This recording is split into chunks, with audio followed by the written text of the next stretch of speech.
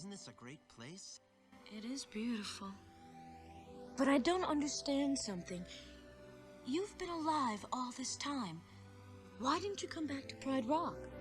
Well, I just needed to get out on my own. Live my own life. And I did. And it's great. We've really needed you at home. No one needs me. Yes, we do. You're the king. Nala, we've been through this. I'm not the king. Scar is. Simba, he let the hyenas take over the Pride Lands. What? Everything's destroyed. There's no food, no water. Simba, if you don't do something soon, everyone will starve. I can't go back. Why? You wouldn't understand. What wouldn't I understand? No. It doesn't matter. Hakuna Matata. What? Hakuna Matata. It's something I learned out here. Look, sometimes bad things happen. Simba. And there's nothing you can do about it. So why worry? Because it's your responsibility. Well, what about you? You left? I left to find help. And I found you. Don't you understand? You're our only hope. Sorry. What's happened to you? You're not the Simba I remember. You're right. I'm not. Now are you satisfied? No, just disappointed. You know, you're starting to sound like my father. Good. At least one of us does. Listen, you think you can just show up and tell me how to live my life? You don't even know what I've been through. I would if you just tell me. Forget it. Fine! She's wrong. I can't go back. What would it prove anyway? Won't change anything. You can't change the past. You said you'd always be there for me. But you're not. And it's because of me. It's my fault. It's my fault.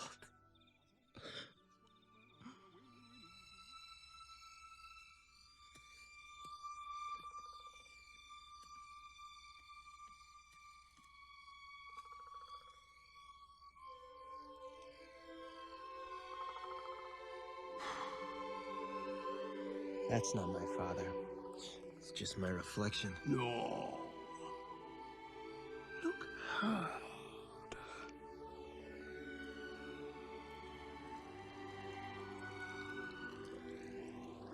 You see, he lives in you.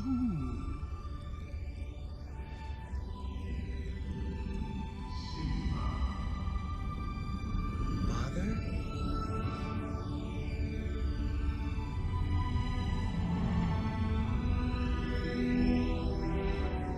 Simba, you have forgotten me. No. How could I? You have forgotten who you are, and so forgotten me. Look inside yourself, Simba. You are more than what you have become. You must take your place in the circle of life. How can I go back? I'm not who I used to be. Remember who you are. You are my son, and the one true king. Remember who you are. No! Please! Don't leave me! Father! Don't leave me.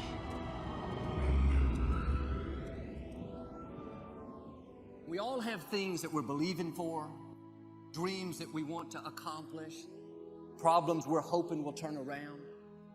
Maybe it's to see our family restored, to lose some weight, to break an addiction, to start our own business. But sometimes as it goes on, month after month, even year after year, and we don't see anything changing, it's easy to get discouraged and think, it's never gonna happen. This is as good as it gets. I'll just learn to live with it. We all go through disappointments, setbacks, loss. Pain is a part of life. It's easy to get discouraged, even bitter. Think, why is this happening to me? Sometimes we look at pieces in our lives that don't make sense. The key is what we do in our times of pain. Pain will change us. Heartache, loss, disappointments, they don't leave us the same. Every painful time, even though you don't like it, it's developing something in you that can only be developed in the tough times. Eventually, That will pass. You'll get through it, but you will be different. In those tough times, when you're uncomfortable, going through a loss, dealing with an illness, you could easily let it overwhelm you. Now, how the pain changes you is up to you. You can come out bitter, or you can come out better. You can come out defeated, giving up on your dreams, or you can come out with a new passion, a new fire, excited about the new opportunities in front of you. I may not like it, but I'm not a whiner. I'm a warrior. I know I can handle this. Don't complain about the pain. Without the pain, we couldn't reach the fullness of our destinies. Sometimes we bring pain on ourselves. We make poor choices, get in a relationship we know is not good, or maybe get over our head in our spending. Now it's painful. We're having to deal with the consequences.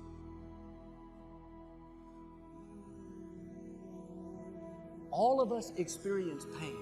My challenge, don't just go through it, grow through it. That difficulty is an opportunity to get stronger, to develop character, to gain new confidence. Anybody can give up. Anybody can let it overwhelm you. But you know what that's doing? Wasting your pain. That pain is not there to stop you. It's there to prepare you, to increase you, to develop you. Difficulties are a part of life. Now quit telling yourself you can't take it. You're not weak. You are well able. Eventually the pain will pass. You'll give birth to new strength. Just because it hasn't happened yet doesn't mean that it's not going to happen. There will always be forces trying to convince us to settle where we are. Life has a way of pushing our dreams down. They can become buried under discouragement, buried under past mistakes. There are dreams buried under divorce, buried under low self-esteem.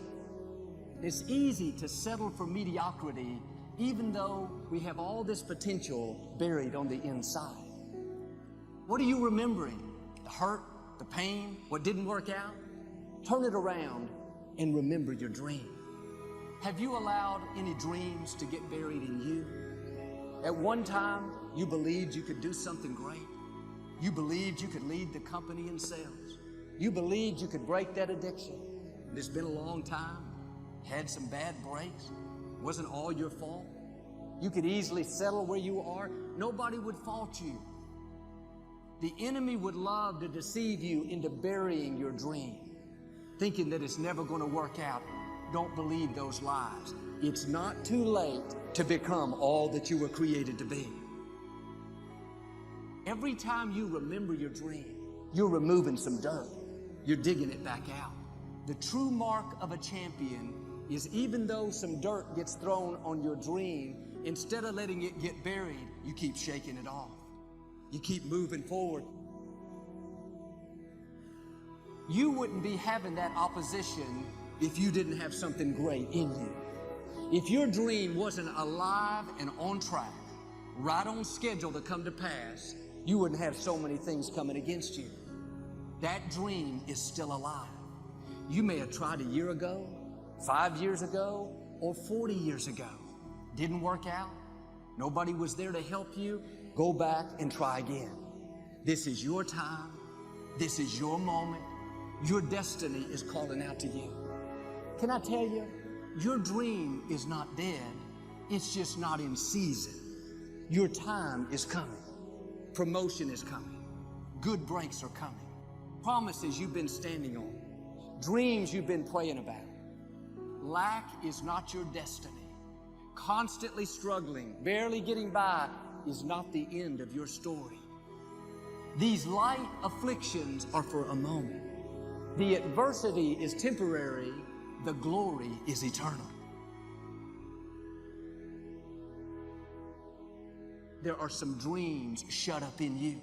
Like fire, you're going to feel your destiny calling out. May not have happened the first time. The loan didn't go through. You didn't get chosen for the part.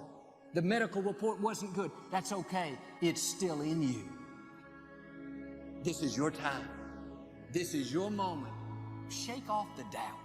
Shake off the negativity. You're at the right place. You're at the right time. Now all you've got to do is get in the right frame of mind. Lord, I believe this is my year to get healthy and whole. This is my year to meet the people of my dreams. This is my year to go further in my career, to step into a new level of my destiny. This is my year to accomplish dreams, to break free from this depression. This is my year to meet the right people. This is my year to get healthy and whole. This is your year to see double. This is your year for vindication, for restoration, for new beginnings. Now get your mind going in the right direction.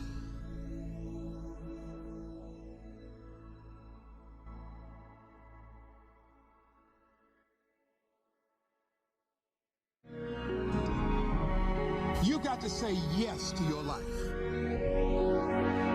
You've got to say yes. Yes to my dreams. Yes to me. Yes, I can make it. Yes, I can. Doesn't matter how many failures I've made. Doesn't matter how many mistakes I've endured. Doesn't matter about my defeats. Doesn't matter about what I've done. Sits on my chest and a shirt on. But the eye of that real hurricane is found in my heart. It's this where it all came from. Same path y'all walk. Same calves y'all going in. Same green tree y'all walking up and down. And I had one pair of jeans in college for at least 2 years. At least 2 years. Pain is temporary. It may last for a minute, or an hour, or a day, or even a year. But eventually, it will subside. And something else will take its place. If I quit, however, it will last forever. Y'all spoiled. Some of y'all spoiled. Just bottom line. Your parents have done everything for you. You never had to do nothing for yourself. You're spoiled. We're going to keep it real tonight. Some of you are spoiled brats. Every time you ever got in trouble, somebody in your house got you out of it. Every time you've done something you're not supposed to do, people say, Eric, your mother's a tyrant. You're right. She kicked me out. You're right. She's mean, but she developed a man because she put me out there and said, you're going to have to grow up. And some of you have never learned to grow up. And so every time something get hard, you quit, you call mama. I dare you to take a little pain. I dare you. I dare you not to go home. Somebody said, I don't go home, I feel bad. Go through it. You ain't gonna die. At the end of pain is success. You're not gonna die because you're feeling a little pain. We have gotten to a point where it's midterms and we're moving forward. The days of you getting money, I'm not saying we quitting, but I'm saying the day has got to go from external to internal. You have to give it everything you got. No more TV, no more parties, no more playing. If you don't have a 4.0, what you need to be doing is studying. Stop being this high school dropout. Stop giving up. Stop sleeping on the street. Stop walking up and down Finkel Avenue like you ain't got nothing and get your GED. Stop being afraid to take a test. I don't care about the fact I'm in a hole now. Doesn't matter about where I am. The last chapter to my life has not been written yet. If you judge me now, you'll judge me prematurely. Stop being afraid to go to college because your daddy didn't go and your mama didn't go. I haven't exposed all my stuff yet.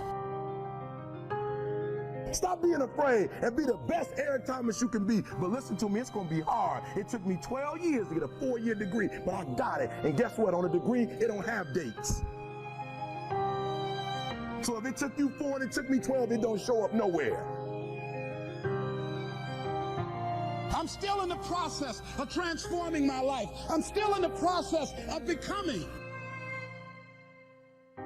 Yes. Yes.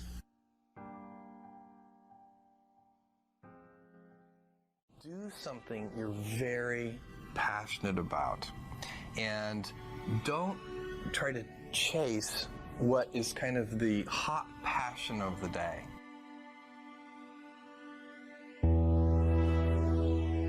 People say you have to have a lot of passion for what you're doing, and it's totally true. And the reason is because it's so hard that if you don't, any rational person would give up. It's really hard, and you have to do it over a sustained period of time. So if you don't love it, if you're not having fun doing it, you don't really love it, you're going to give up.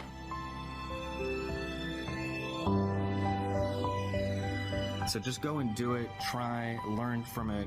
You'll fail at some things. That's a learning experience that you need so that you can take that on to the next experience. And don't let people who you may respect and who you believe know what they're talking about, don't let them tell you it can't be done. Because often they will tell you it can't be done, and it's just because they don't have the courage to try it. It's very rewarding when you work on something you think is going to make a big difference. Yeah, it's a little bit harder, but I think the passion that one might bring with it brings so much more energy to that you're more likely to succeed. You have to have an emotional investment in what you're doing. If you don't love what you're doing, failure is pretty much guaranteed. Success is not guaranteed by any means, but failure is much more likely if you don't love what you're doing. If you know exactly what you want to be, you need to spend as much time with people that are actually that already. You know, one of the things that I do is I question a lot of things. And you can do that in a good way and a bad way, but hopefully if you try to get people to motivate why they're doing something and their way of thinking, you know, the worst thing you can end up with is a situation where you get told, well, this is the way it's always been. That's the worst ever. That's a non-answer. Instead, ask yourself, given everything we have today, is there a way we can make this better? If you're not coming up with 10 ideas a day, that's why I have this thing. If I'm filling up this page every single day, then my idea muscle will atrophy. And I started this in 2001, and I still do it every single day. Like, you have to come up with ideas every single day, or the idea muscle atrophies. The good news is, after about 6 months of doing that, you're like a machine. When it comes to changing the world, what I learned from Steve Jobs is, if you believe in a Macintosh, if you believe in iPhone, iPod, iPad, if you believe enough, then you will see it. Because other people will believe in it. Other people will create software. Other people will create products. So you need to foster the belief in what you are dreaming so that it becomes a reality, which is very different than saying, I don't expect anybody to believe it until I see it. You need people to believe it before they can see it. Don't necessarily think that you have to have the home run and the huge Apple computer on your first start. I spent a long time in my life with skills just building little devices for fun. For fun is one of the key things, because that drives you to think and think and think and make it better and better and better than you ever would if you're doing it for a company. Build things at first for yourself that you would want. For somebody aspiring to, take things to the next level or to even surpass their wildest dreams, there's always going to have to be an element of luck. But I think more important is putting yourself in a business that can be ubiquitous, that really doesn't have limits. Because otherwise, there's always going to be a grind to it. But if the business, if it can't be something that you can visualize every business using or every consumer using, it's going to be tough to scale to be big enough or to have the perceived value. Because when you're trying to differentiate, when you're trying to do something different, there's going to be that gut moment, that gut sense. Is this right? Is this not right? If you're not having doubt, you're not pushing the boundaries far enough. This little idea explains why some organizations and some leaders are able to inspire where others aren't. Let me define the terms really quickly. Every single person, every single organization on the planet knows what they do 100%. Some know how they do it, whether you call it your differentiating value proposition or your proprietary process or your USP. But very, very few people or organizations know why they do what they do. And by why, I don't mean to make a profit. That's a result. It's always a result. By why, I mean what's your purpose? What's your cause? What's your belief? Why does your organization exist?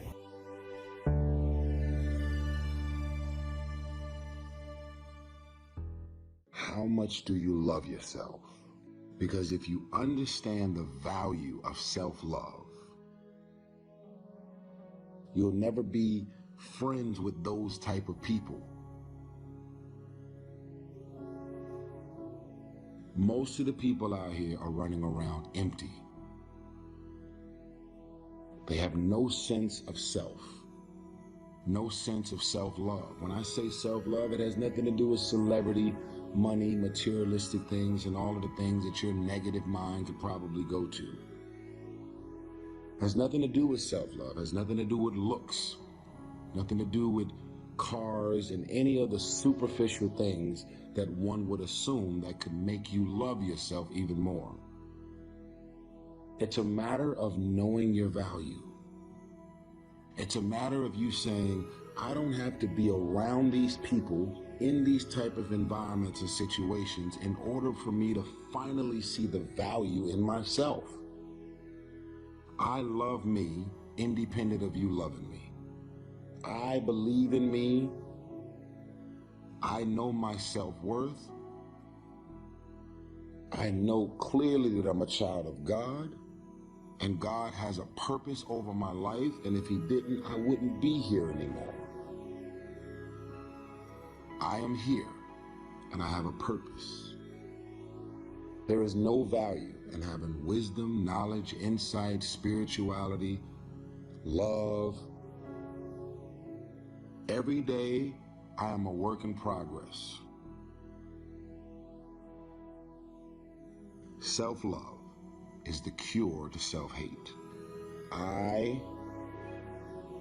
don't like you, I don't trust you, and I know you talking shit about me from behind my back. Why would anybody who truly loves themselves hang out with or mess with those type of people? Now, here are the worst type of people in the world to me.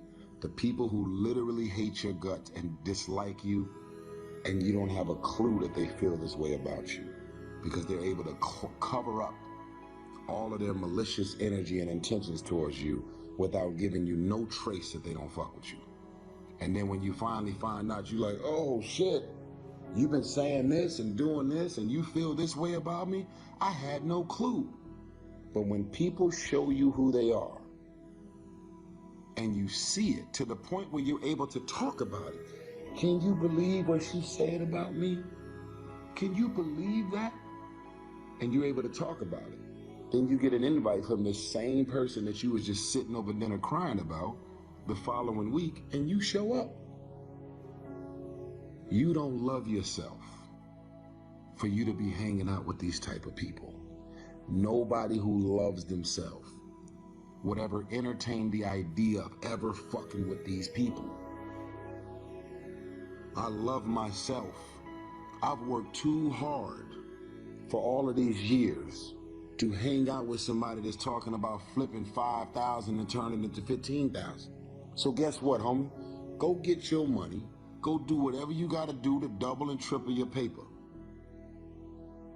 I'm out of here.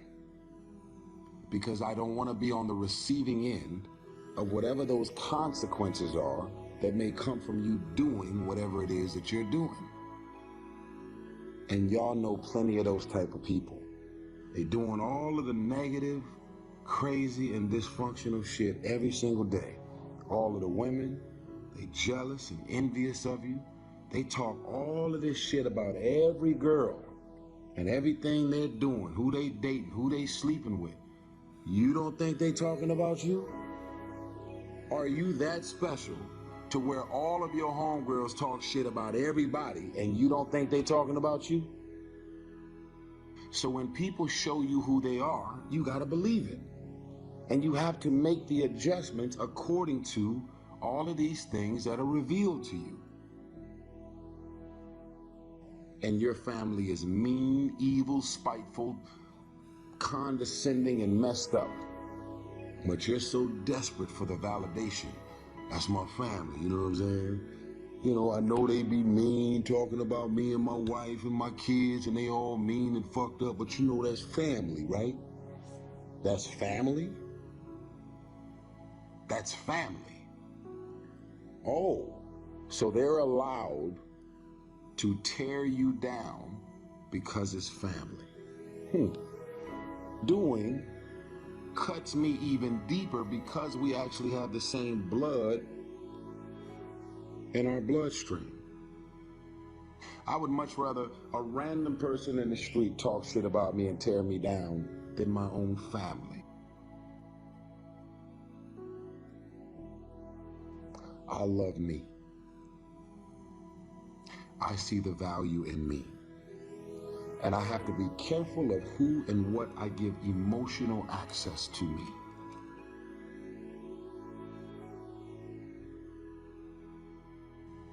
My daughter has gave me a bottom line. My daughter has created new standards for me. My daughter has changed my life forever.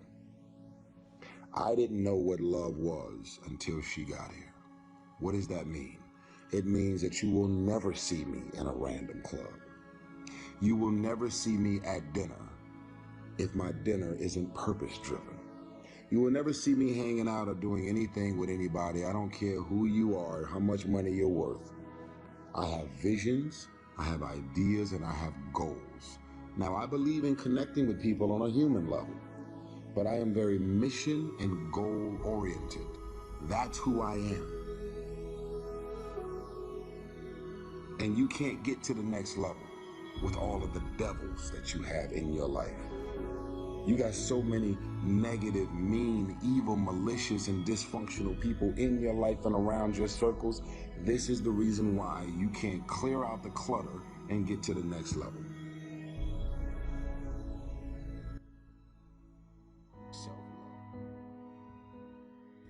Open heart surgery, dying 3 times on the operating table, CT. What motivates you? Your story motivates me. Your story motivates me. The stories of extreme will. People that came through something or circumstances that they were not supposed to go through. You just ain't supposed to be able to do it. But he did it any goddamn way.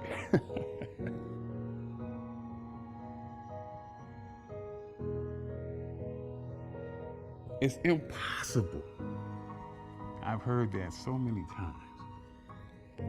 It's just impossible. Can't be done. Orville, Wilbur Wright, I know they had to hear that. Fly? Y'all crazy. You're supposed to fly, we have wings. Roger Bannister, first man to break the 4-minute mile.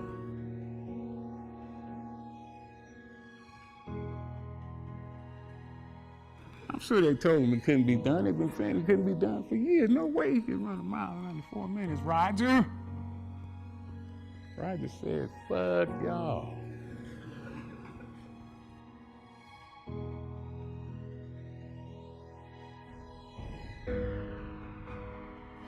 It is impossible until some crazy son of a bitch has the audacity to believe that no matter what the expert or the doctor says, I can still do that shit.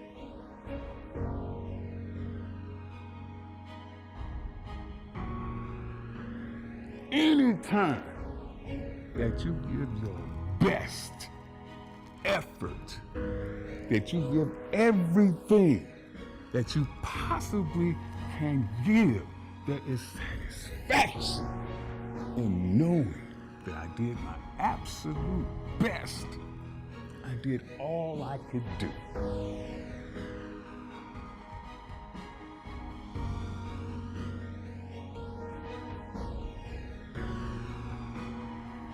will is the key. Will.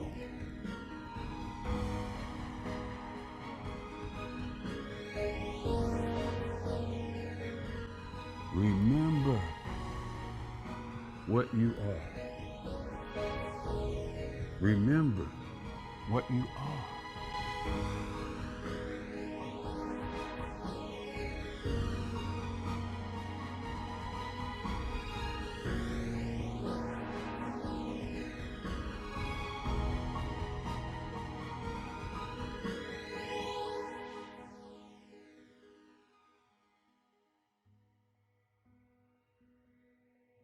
That's my mission, to be able to teach people that kind of will and desire.